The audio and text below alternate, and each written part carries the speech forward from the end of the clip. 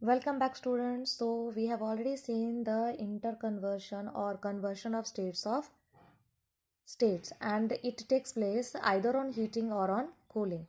Now actually what happens when this also I have done.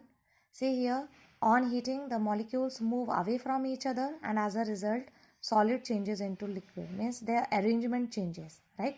Similarly, if you will heat liquid, it will get converted into this. So here what happens, the molecules are moving apart or far away from each other.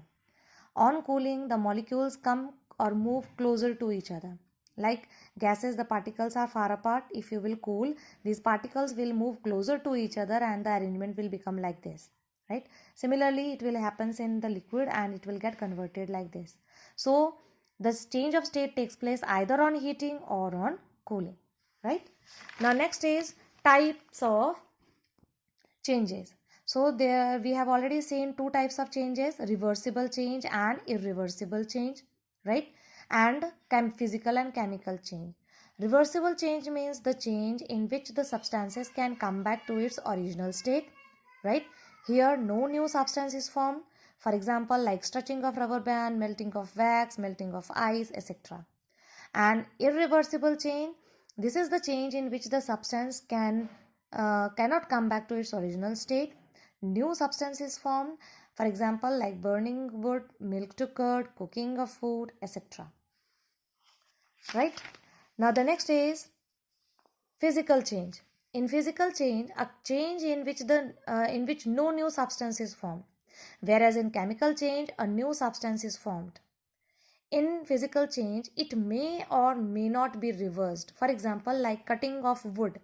If you will cut the wood, a big log of wood into pieces, then you cannot get the big log again.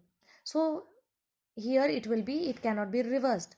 But if you will take the melting of wax, then if you will cool again, you can get the solid wax. So here it can be reversed.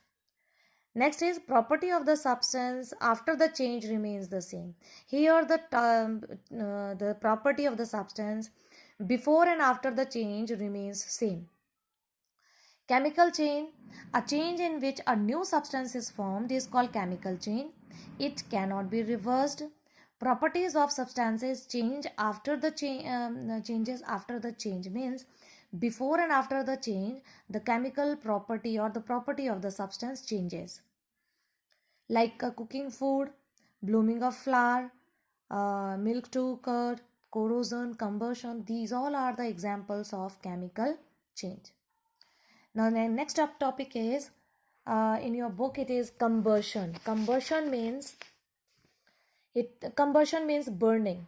And burning, we know, if you will burn the wood, then you will get smoke, gases and ash, and these all are the new substances which are formed. So we can say that combustion is a chemical change, right? In corrosion, when iron is exposed to humid air, then it rusts. That is, a reddish brown layer can be seen on it, and this is called corrosion, right? Now here, so corrosion means a condition of getting worn out or eaten away slowly. You can define in this way also. For example, like iron rusting, that is, brown layer forms on the iron. Now when this corrosion occurs, it occurs in the presence of water and air, or simply you can write humid air. It can be prevented by, how can we prevent this corrosion? So it can be prevented by painting with oil paints, by oiling, by powder coating, greasing, etc. Paint, oil and powder coating, these all actually what they do, they form a layer over the metal and prevents the contact of the metal with the air and water, right? Now the next is solubility. Now in solubility means the ability of a substance to dissolve in another substances. Now some of the substances are there which can be soluble in water. For example, if you will put the salt in water, what will happen? It will dissolve. If you will put a stone in the water, what will happen? It cannot dissolve. So in that case, soluble and insoluble substances are there. So solubility means ability of a substance to dissolve in another substance. Like here, solids and liquids. liquids in liquids, and gases in liquids. So these three different ways we are going to see. Now solids in liquids. In these two types of substances will be there: soluble substance and insoluble substance.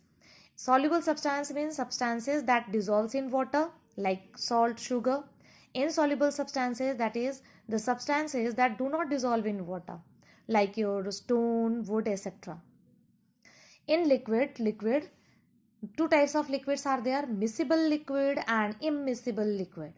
Immiscible liquid means, this miscible liquid means when one liquid mixes with the other liquid, like your ink in water or milk in water. Immiscible liquid means when one liquid does not mix with other liquid is called immiscible liquid, like your oil in water. In gases and liquid, that is gases like your oxygen and carbon dioxide, these are soluble in the water, right?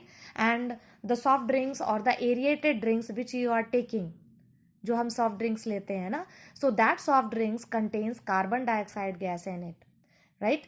And similarly, aquatic animals which lives in the water, they use the oxygen which is dissolved in the water, right? Similarly, aquatic plants, they use the carbon dioxide which is dissolved in the water. So these are the different solubilities, that is in solid to liquid, liquid in liquid, and gases in liquid. Thank you. We will continue in the next video.